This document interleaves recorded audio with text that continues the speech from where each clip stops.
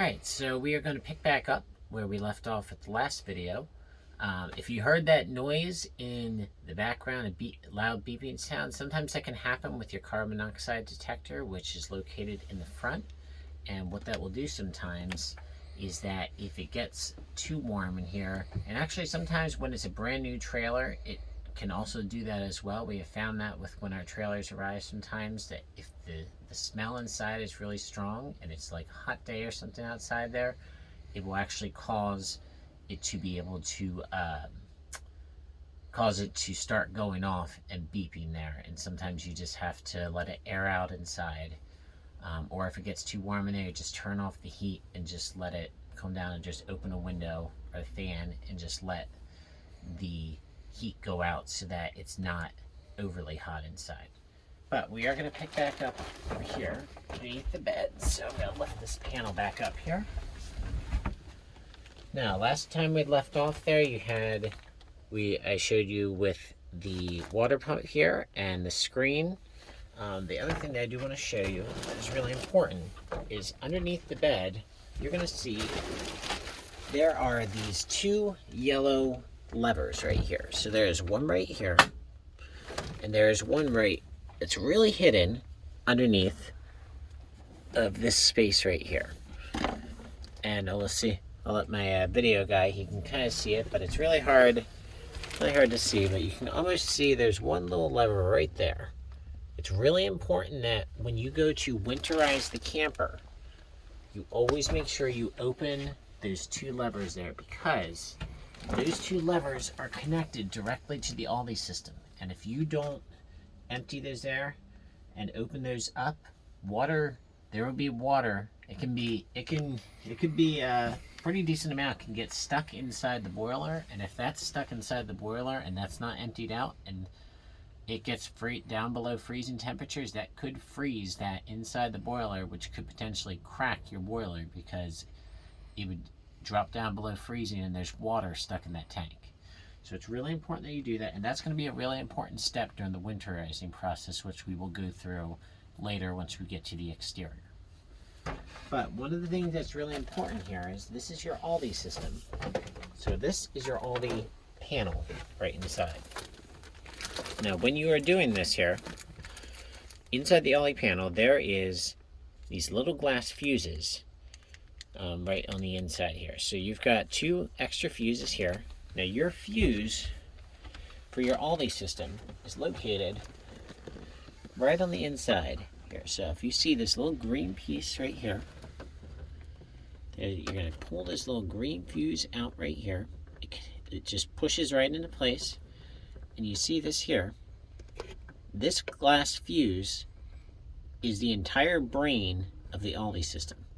And so it's really important that you don't, you make sure that if something was to happen there with the system there, and it was either to freeze or reset, you would come out and change out this glass fuse. This is the first culprit that you want to look at if something was to happen.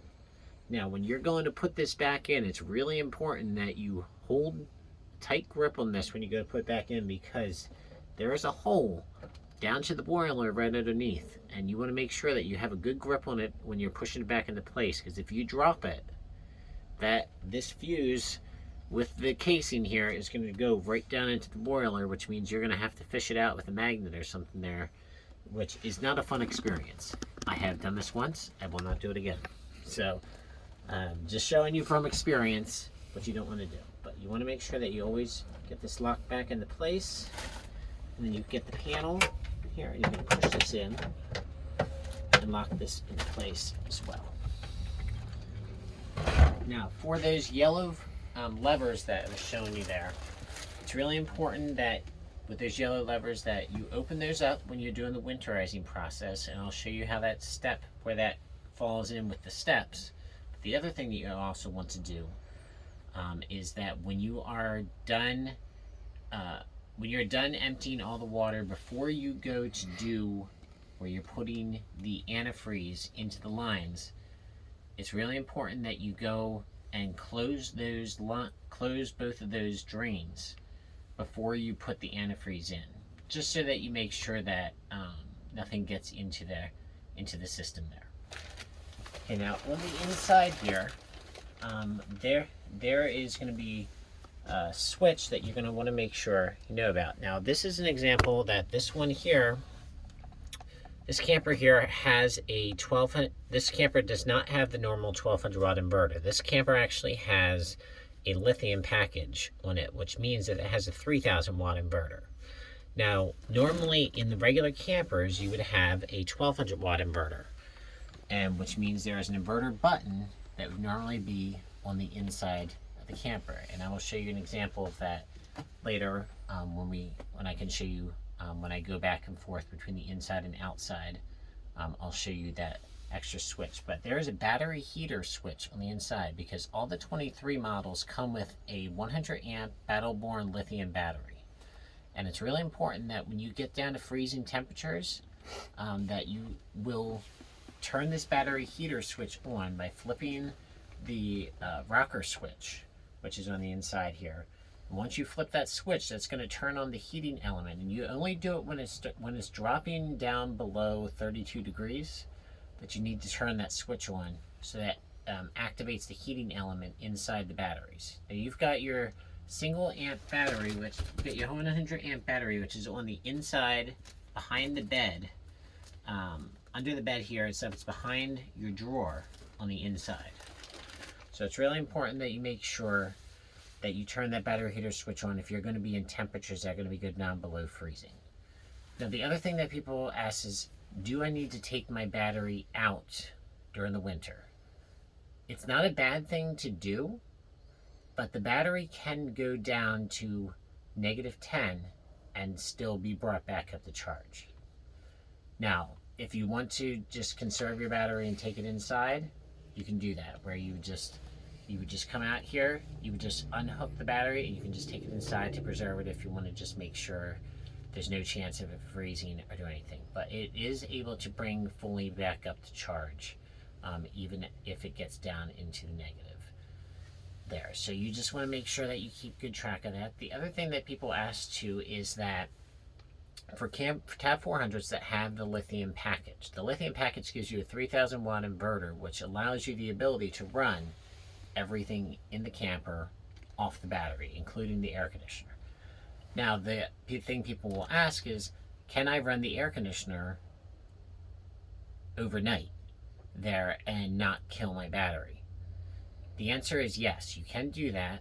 So there are 4 100 amp batteries normally with the lithium package. In the standard Tab 400, it is just one single lithium battery. But in the lithium package, you get 4 100 amp batteries. And typically you have about 60 to 90 amps per that will last per battery before it's going to go out and stuff. So it's about 60 to 100 amps per hour if you're running the air conditioner, that it could potentially cause the air conditioner to not cool as much. So with the 4 100 amp batteries in there, you can actually get about 5 to 6 hours max of if you were just running the air conditioner consistently there. If you have it on a cycle mode where it's on auto, then what it will do is that it will, once it reaches its temperature in here, it will cycle itself off, and then when it drops below, it will turn itself back on. That may be a better option to go with versus just keeping it on standard, because if you do, then what may happen is you might find that it's going to drop your battery down a little bit lower during the night. But typically, it will allow you the ability to be able to run the air conditioner throughout the night without killing your battery. Now, if your battery gets low and you're boondocking there and you need to recharge it, but you don't have an electrical place to charge it into, you can plug it into your vehicle and let it charge. Give it about 45 minutes to an hour, let it charge up there. The solar will help to charge it, but you do need to make sure that for the solar, because the solar panel is on the back of the trailer, you have to be facing towards the sun to get the most direct power. Now, something else, and this is an option that we offer as well, is that we can put an external solar plug on the outside of the camper that would allow you to use a portable solar panel hooked into the outside of the camper there, and that will connect directly to the battery and be able to give you the extra power some extra solar power that you would need. Now, do know that it is only a trickle charge. It's very important that you know about that, because on the trickle charge is never going to fully bring it back up. It will help to maintain the battery, but it's never going to charge the battery up fully there, unless you're plugged into an electrical power outlet, which will then charge the battery, which in that case it needs a full 24 hours to get a full charge of the battery. So that's a really important step that you want to keep in mind for doing that there.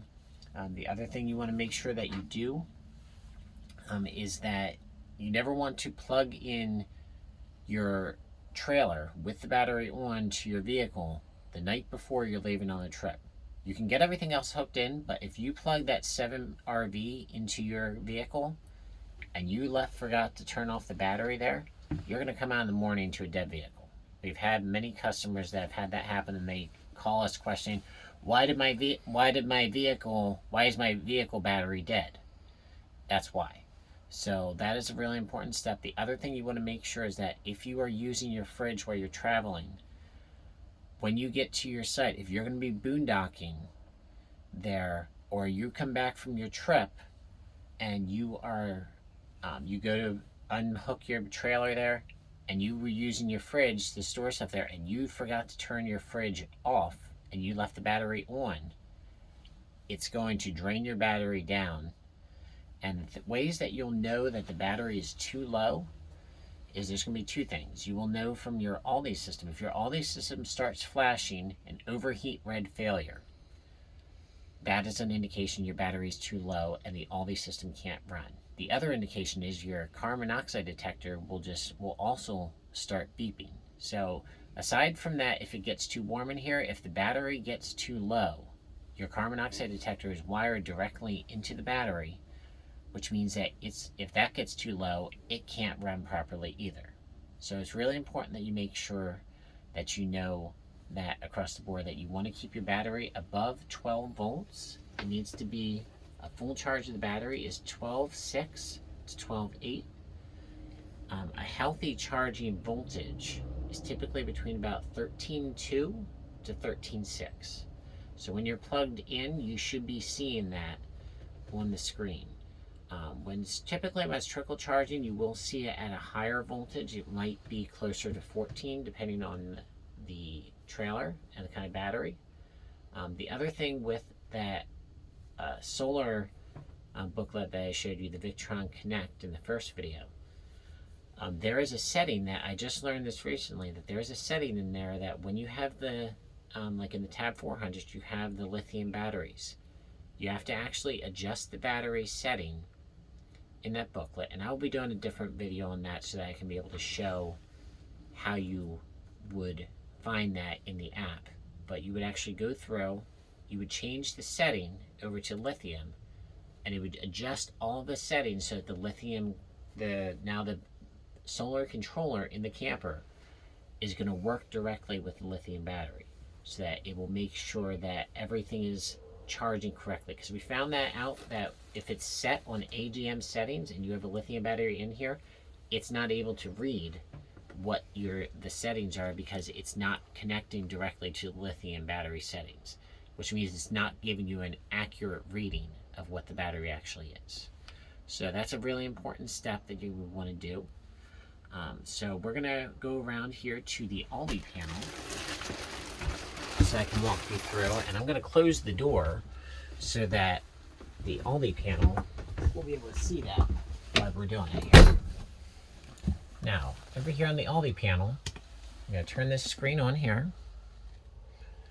It's gonna come up, it's gonna say Made in Sweden. Now, the first thing you're gonna see is this temperature right here. Now, this temperature is gonna be able to, that temperature there, you're gonna wonder, is that my atmosphere temperature? No, that is actually the temperature inside the walls of the camper here.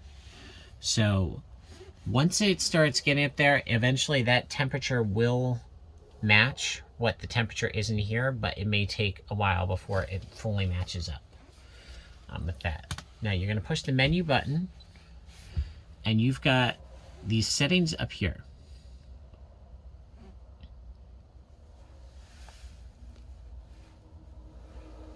You get your settings up across here. You have your temperature settings, and you've got your water settings here. And then over here is your settings for the electric. So when you want to adjust your temperature settings, you can adjust it depending on how many degrees you want to set it to.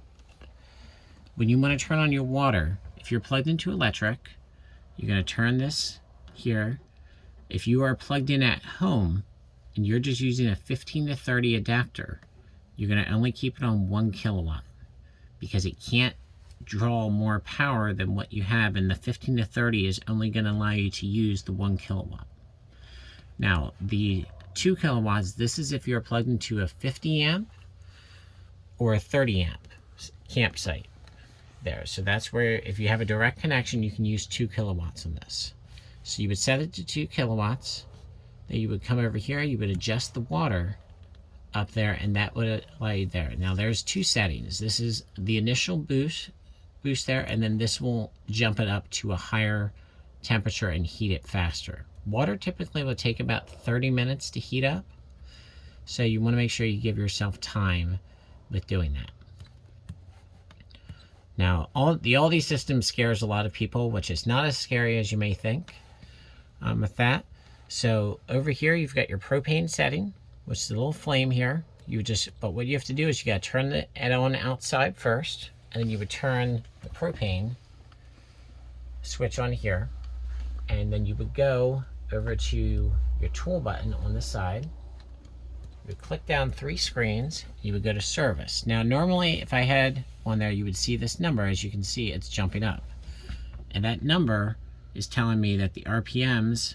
That's how many RPMs that the propane is currently cycling into the lines for that. So it's feeding the propane in like it would with a barbecue grill. Now, we're going to go back to menu. I'm going to turn that off there. Now, one of the things you do need to know is that, and this is not something that's probably explained in very many instructional videos, is that if you're wanting to boondock, and it's during the summer there where it is hot outside, and you're going to be using the air conditioning system, but you also want to use hot water for the Aldi system, you can't use this on electric and this on electric at the same time, because if you do, then what's going to happen is you are going to trip the breaker because it's trying to draw more power than what it can, because you have 2 powerful systems trying to go off the same circuit. So what you have to do is you can run this off of electric for the air conditioner, but then for the water, what you would do is you would turn this off of electric, you would turn the water on and switch it to propane only. Once you switch to propane, now you can run the Aldi system off the propane and run the air conditioning system off the electric. So that's a really important step to know. The other important step to know is when I was talked about the overheat red failure option before. What that does is with the overheat red failure, it's basically telling you your battery is too low. Now, what can happen sometimes is that if you're plugged into, even if you're plugged into electric, sometimes it has it where the Aldi system will still be telling you that the battery is too low. So what you have to do is you have to come in here and you have to do a hard reset of the Aldi system. So what you go up to do here is you're going to turn your Aldi system off first. So you would push the power button to turn that off. You would go outside, you would turn the battery switch off, which we will see on the outside, and you would pull out the plug. You would let it set for about 3 to 5 minutes, let it reset itself, and then what you're going to do is you're going to go and you're going to plug the camper in, you're going to come inside, you're going to push the power button on the Aldi system, and by that point it should reset itself to now it's recognizing that it's plugged into electric only. Once it resets itself, then you can turn the battery switch back on, but don't turn the battery switch on until you've seen that signal has gone away, because you need it to recognize that it's plugged into electric only for that, and so that it recognizes and that signal will go away then. Okay, so then we're going to go back into the Aldi system right here, and up at the tool button here, you're going to click the tool button on the side, which is this little like gear head. You're going to push that, and you'll be able to use the booklet that you can go through, because majority of the time, I would say about 80% of people don't end up using most of these settings here. But I'll just explain briefly. You've got your daytime settings, nighttime settings. This actually allows you to be able to automate it so that you can set your settings so that during the day you can have it automatically set. So say 6 a.m. you want it to start heating the water up there so that when you get up you can have a nice shower in the morning. You can have it set to a daytime temperature and have that programmed all ready to go. And then it will go from that time to that time there. And then you can have it set for night mode, that will start, say an hour after that will start, and that will go to a higher temperature if it's cold outside. And then it will do that until you change it, what you would want. Now, prioritize setting, this is what means that you need to default to propane or electric, depending on what you are going to be using. So if you're going to be using the Aldi system on electric, you're going to keep it on the lightning bolt. If you're going to be doing where we were saying before, where you're using the Aldi system for on the propane for the water and using the air conditioning on electric, then you're going to change this over to the flame.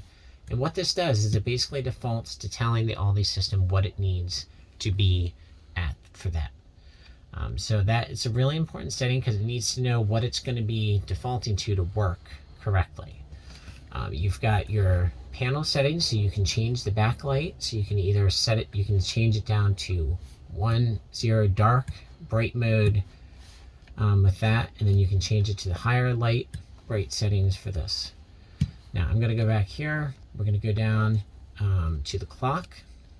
You need to program the clock in here so that if you want to use any of those settings, like the automated settings, you need to have this clock programmed so that it can be able to read off of the clock that's set on here so that it knows what the time is going to be. Now, any of these blacked out settings, just know your camper does not have those items. So if it's saying that these are the items that are saying like floor heat, fan boost, those type of things, it does not have. So anything that's blocked out, your camper does not have. Celsius and Fahrenheit. Over here, you've got, there's 3 things I like to point out on this screen. So one, this is what is called your automatic temperature increase. And I like to call it the little mini Pac-Man because that's what it looks like with this. But what it does is that if you have your clock programmed correctly on here at 2 a.m. every day, what it will do, if that setting is on when you're boondocking, it's going to make sure that at 2 a.m. it will boil water into your fresh water tank for 30 minutes, and then it turns itself off. It's basically a way that it will sanitize your fresh water system and make sure that it's not going to get any bacterial infections build up inside. So I find that to be an important thing for when you're boondocking there. It's basically just a way to keep your fresh tank clean. This is a temperature offset, so this is like a temperature calibrator so that you can be able to offset your temperature. If you notice that the temperature inside the camper is not matching what's on the screen, you can offset it by however many degrees you need to, either plus or minus, depending on what you need to do.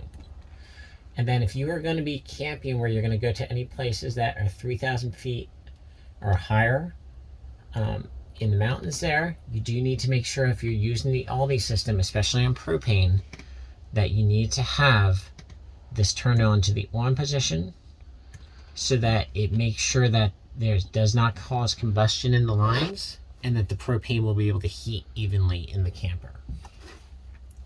So that, you go down on the last screen, you've got a reset mode. You got your service mode. Ignore the installed accessories because you're not going to be using any of that. But the important thing you want to do is go to service mode here. RPMs means rotation per minute. So that is basically when you have the propane open, that's cycling the propane into the lines. And then as you use the propane, you'll see that initially that number would be at the 3,000 was on there when it first started. But what it will do is that over time it will start cycling, it will cycle down to 0. And once it gets to 0, that just means that it's got more than enough propane in the lines. And as you use propane, it's just going to keep cycling it in. Now you've got your glycol temperature, which we saw the glycol over there. You have your water temperature as well, which is here. Okay, So we're going to go back here, and that is it for the Aldi system. Now I'm going to show you the air conditioning system here. And being as this is a one that has the lithium package here, the air conditioner can actually run off the battery. So, for example, I'm not plugged in right now, but I can turn this on. So what I'm going to do is I'm going to go to, you have the initial mode here, you have high, low, and auto. So I'm going to turn this here to high mode, and you set that here so that when you change screens over to air conditioning mode, it's going to kick on. And it would kick on here to the cool mode, so then the air conditioning mode is going to start for that. So you would hear the vents, then it would start it there, and you can hear it kicked on right now. And that's all set. So you can, now you have to go back to that first screen to adjust it if you want high, low, or you want to have it set to the thermostat. You can do that. Okay, now I'm gonna go over here, and you can hear the sound of it kicking on there. I'm gonna go to here. This camper does not have a furnace on it, but it does have a heat pump. So it's a backup source that if for something was to happen to your Aldi system and you were not able to use it, you would have a backup heating source as the heat pump, and this can run off the system here. Okay, so then you're going to click this off, and then that's going to turn itself off for the system here. I think that is basically everything. Now, if we go over to, I'm going to have Rodney back up here and just show you here. So this is an example of showing what the bunk bed is set up. There's a great video online that shows how the bunk bed how you can actually set the bunk bed up there. It's really not a complicated process of how to get this set up into place. It's a little cumbersome. Not everybody's going to be using it. If you've got a family that you want to be able to travel with and have 4 people, then you can certainly set this up into place. Otherwise, it's really not a hard thing to learn how to set it up. And the video online shows you basically step by step of how to break it down. And at some point I'll probably do a video of showing how the bunk bed sets up, but that will not be today. So what we're going to do is I'm going to take you outside, and we are going to be out there. So I will show you outside, and see you out there in a minute. All right, so we are now outside here for seeing the Tab 400 and doing the exterior of the camper. So we're going to start with the door on the front here. So with the door here, you've got your screen door that can slide out. It has a nice little brush on the inside to be able to show for like the mosquitoes. Be able to make sure mosquitoes can't get in. With your door here, it is really important that when you close this, you always make sure that you close this all the way. You want to lock it in the place here.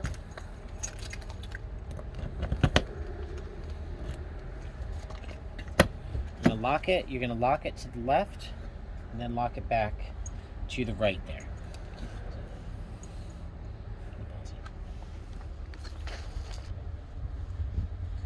Alright, so we put the key in here, turn it to the left to lock it, turn it to right to unlock it there. Now it's really important that when you go to close it, you always make sure that you're set all the way. You lock it there so that it does not pull open at all. And then you're going to turn it to the right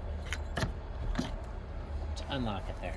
Now on the inside, you've got the lock and the lever to open it here. Now don't ever put it in the lock position and slam the door. If you do, that's actually going to cause this plate right here to bend in, and it's going to cause it so that it's not going to catch when you go to close the door, which means that your door is going to be an easier access there, that if somebody was trying to break in and you didn't have it and you had done that multiple times, what's going to happen is the door is going to open out like this. It's going to make this seal on the inside so that if somebody was trying to break in, they could just put something on the inside and they could potentially pry the door open. So it's really important that you make sure that you don't ever do that. You've got your shade here on the inside, you've got your different pockets, you got a trash can, It can also double as a wine holder if you are a wine drinker. Keeps in, get an insulated bag on here. 2 champagne bottles or wine bottles are on the inside. Not that I drink, but people like to have that. So, over on the side here, you've got your step. Now your step here goes in, out. Now, you do have a light. That light runs off your electric or battery. You will always have that light for the step when you're coming in and out of the camper. Whew. Now you've got your 110 outlets here, and then you've got your tires here. These are, you want to use 100 foot-pounds if you're torquing the wheels on here. When you are jacking the camper, always make sure you put the jack, and it can be a scissors jack or a car jack, that you can put right onto the inside. There's a plate right on the inside underneath the camper. Might be a little hard to see, but there's a plate right on the axle right here. And that plate is where you want to be able to jack when you're jacking the camper up. It's really important that you always make sure that you don't ever jack on the actual frame of the camper for that. So over on the side here, you've got your storage space over here. Now you've got your 30 amp cord. You have your cover for the AC on the outside. And then you have for your jack arms. Now, this is for your stabilizer jacks. Your stabilizer jacks are located right on over here. What you're going to do is you're going to crank this down. Once they touch the ground, you want to give it one more full turn and stop. You're just meant to stabilize the camper. So you want to make sure that you have that in place. Now this is also used for taking down your spare tire, which is on the front over here. So your spare tire is located right on the inside of the vehicle. So you would just take this and you would crank this down just like that. Okay, so we're going to take this piece, stick this back into the box up here. And there are 2 things that you also want to know about this here. So you've got your box here. So what you would do is you'd have the battery switch on there, and you would take this and you would turn on the light right here. Now this light then is a motion sensor light that you can use. That you can have it either set to motion sensor, or you can have it set to just be off completely. Now what you would do is there is a breaker switch which is located right here, so that what would happen is if the battery tripped, the breaker here would turn off your panel on the inside, which is your fuse box there. And then what you would have to do is you'd have to push the button to reset that back in place. And you have a 30 amp fuse located right here that you want to make sure that if something happened, you needed to reset anything, or you think the fuse went bad, that's the fuse that you're going to change out. Okay, so we're going to turn that off on the inside, and we are going to go around to the other side over here. Now, on the back over here, back of the camper, you've got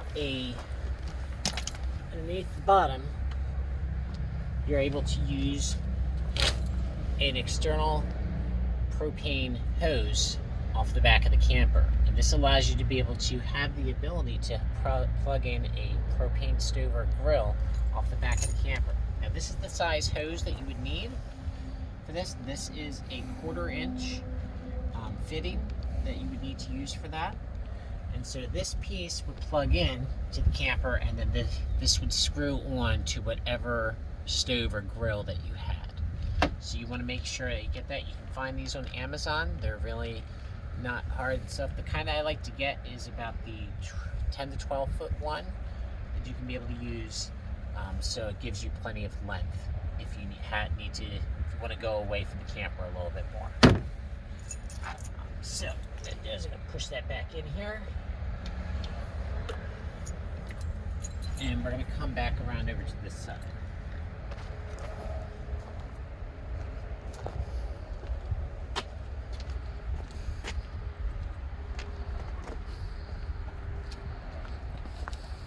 Now, we're going to do the Nautilus here, which the Nautilus is also something that tends to scare some people because it's a little bit more involving than what they're used to doing. So it has changed over the years. The 400 has developed with the winterizing process over the years. But the Nautilus system is a really nice setup because it makes sure that all you've got to do is change the direction that you're sending the water on these here. So if you look at this box right here, you'll be able to see it has everything labeled that you need to know how to use. Okay, so the three main that you're going to use are dry camping, city water, and power fill tank. So city water, that is when you are going to be connected to water at any location, whether it's at your house, you're at a campsite, you would always just have it set to the city water connection, which is already set to that right now. Now, if you're wanting to fill your fresh water tank before you leave on a trip, what you would do is you would turn it to power fill tank, which I would go white, I would go blue, green, red. Now what that's going to do is now that is going to fill your freshwater tank. So you would take your water hose at your house there, you would plug it into the city water, have this set, and you would turn on the water, and that would fill your tank. Now it's about a 27 gallon tank, and it will fill about a gallon every 10 seconds. So it is very important that you watch it. Now it does not have it where when it's full, it's going to burst your hose off. It has a built-in overflow at the bottom, so water will just pour out the bottom of the camper. But once you've got it full there from power fill, you're going to turn it automatically to dry camp mode, which means you're going to take the blue, you're going to turn that up, and you're going to take the green, and you're going to turn that up there. And now what that's going to do is that's going to make sure that when you're camping now, anytime you go to use water, that is everything from your shower, sink, and even flushing your toilet, you have to have the water pump switch turned on here. Okay, now when I would turn the water pump switch on, now I have the battery turned off right now, but if I had the water pump switch turned on, I could turn this off and that light would be on, which that light would also show inside on the panel there that the water pump is on. So if I turn it off, if I turn it on out here, somebody else could turn it off inside if they needed to. Now, over on this side, what this also allows you to do is power fill in the tank is that if you're going to be camping and you're away from, and say halfway during the week you realize you're getting like down below half a tank of water and you're going to still need water for the rest of the week, and you bring some gallon jugs with you, or you bring like a 5-gallon jug, you can bring that 5-gallon jug, get a 4-foot water hose, hook it up to your city water here. You're going to turn it back to the power fill tank. So back into the power fill tank mode. You're going to turn the water pump on, and that's going to siphon the water into your tank from your city water, and it will fill that up for you. Now you do have to make sure you kind of know that when it gets to about, so it's a 27-gallon tank there, so when it gets down to about like 2 gallons there and stuff, it will have a hard time pumping the water out from your tank because it can't suction that enough water in the system there from just using the water pump that you have to use. Now you've got your exterior shower, which you can hook on the outside. You can plug that in right on the outside here, and then you've got your black tank flush on this side over here. Now this panel right here, you can actually run your hose, any of your hoses or your cords right up from the bottom of the tank But it is important that when you go to drive, just make sure you always close this hole so that you don't have any mud or anything shooting up through the bottom here. You've got cable and satellite hookups on the outside up here that you can be able to use, so you can run your cable or satellite cable up through the top here, and that would allow you to be able to get connections for what you need with that. Now, something we sell here at Miller Trailers, we actually make mud flaps that can go on the back of the wheels here that would keep mud from shooting up. That if you forgot that hole and you didn't want to, worry about forgetting that, it would make sure that mud doesn't shoot up into the bottom of the camper. That's one of the things that we recommend. There's certain things that we recommend for people. Big three things are backup cameras, which we can install wireless backup cameras with the camper there. We recommend a sewer hose holder because of having a black tank on here. The sewer hose holder can go under the front. We actually attach it to the frame, so you have a sewer hose holder that you can access from both sides. And then we also recommend the mud flaps is something there that will make sure that it keeps the bottom of your camper much cleaner. Now, something with this, the winterizing process with this. Winterizing these campers is honestly very easy to do. So one of the things that you start out with, and we'll just kind of take it step by step, and I'll show you how you do this. So what you're going to do is you would turn the handles over to power fill mode to start. So right now I have it currently set to power fill tank.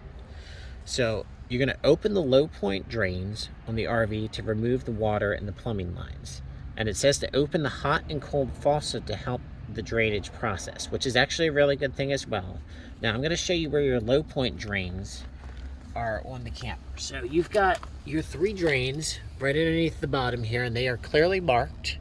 You've got your fresh water drain, cold water drain, and hot water drain. Now these 2 drains, you will only ever empty those when you are winterizing the camper. But you do have to open both of these fully when you go to winterize. So you're going to put these down into your vertical position, and that will open it up, and that will allow the water to be able to shoot out from here. Now you're going to ignore step 3 because these campers do not have a separate hot water heater for that. So you will go from step 3 right down to step 4 in order to do that.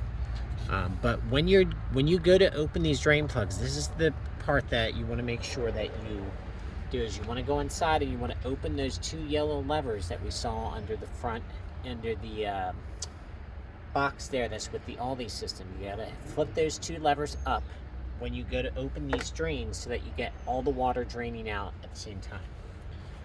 Once you've gotten most of the water drained out for the plumbing lines, you're going to take these knobs, you're going to set them to red, blue, green, and white into 45-degree angles. Then they're going to go like this, 2, 3, and 4. Okay, and what that's going to do is now you've got it set into the 45-degree angle, and you're going to take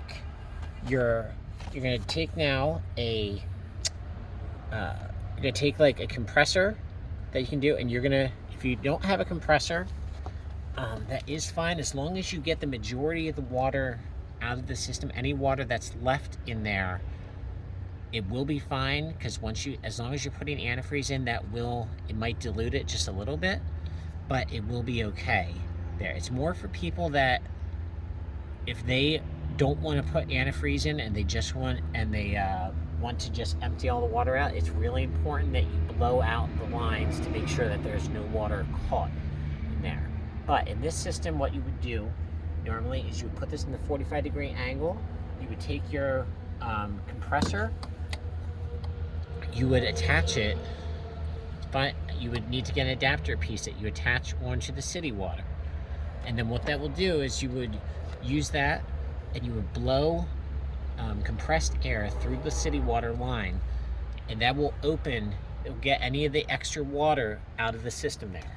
And once you ensure that all the trapped water is out of the lines, then what you're going to do is you're going to come over, you're going to close all of your drains, so that includes your 2 yellow valves on the inside.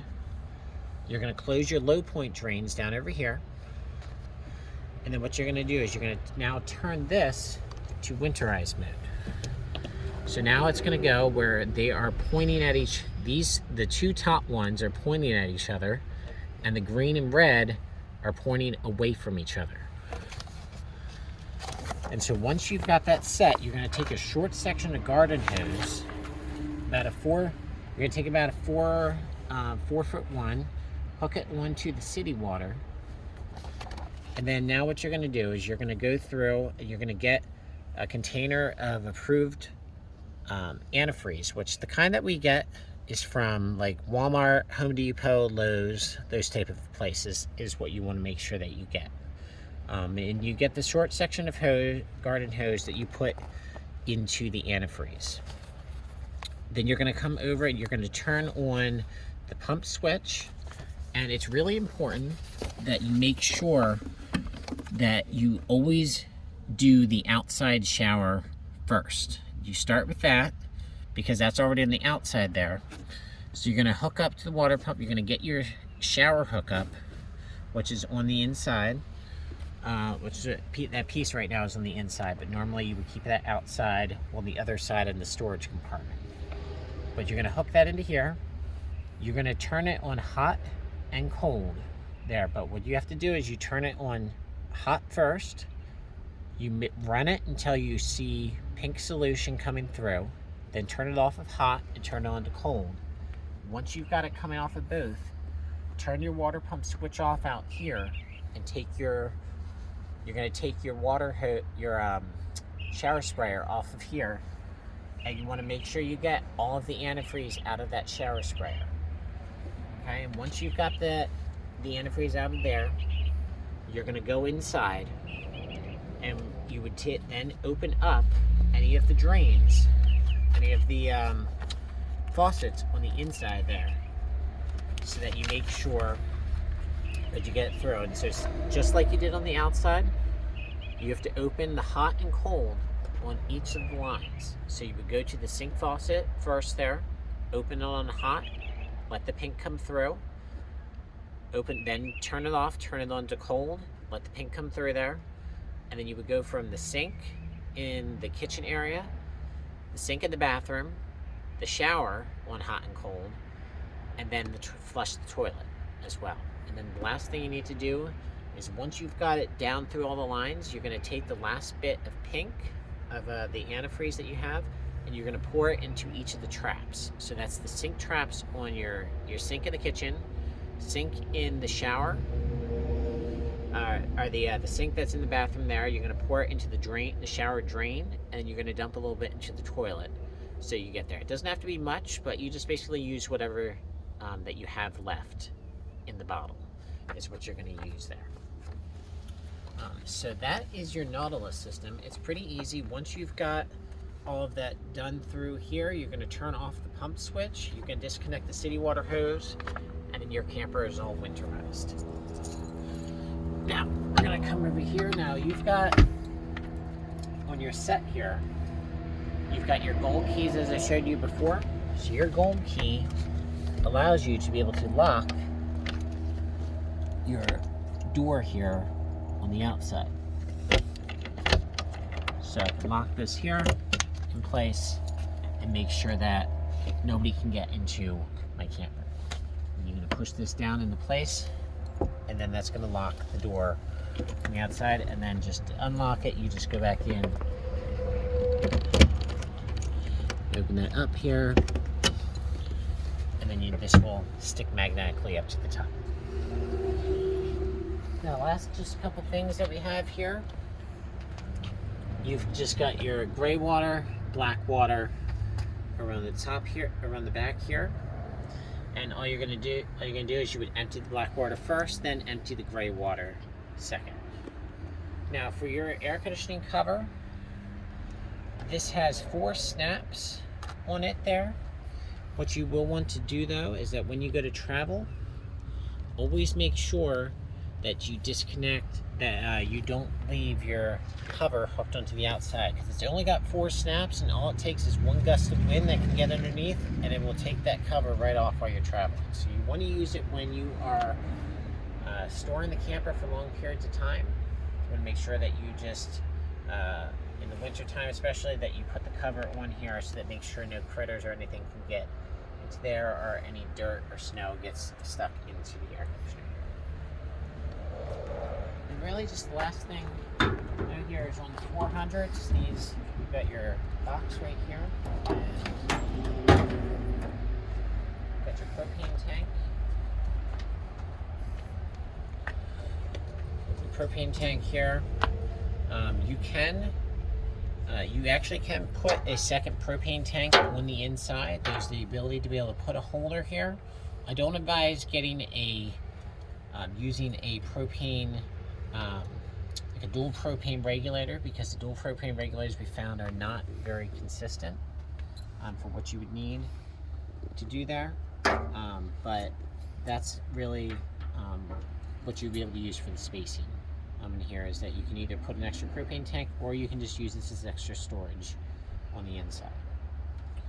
But yeah, other than that, I think that basically covers everything with the camper. Thank you very much for your time, and look forward to hopefully working with you.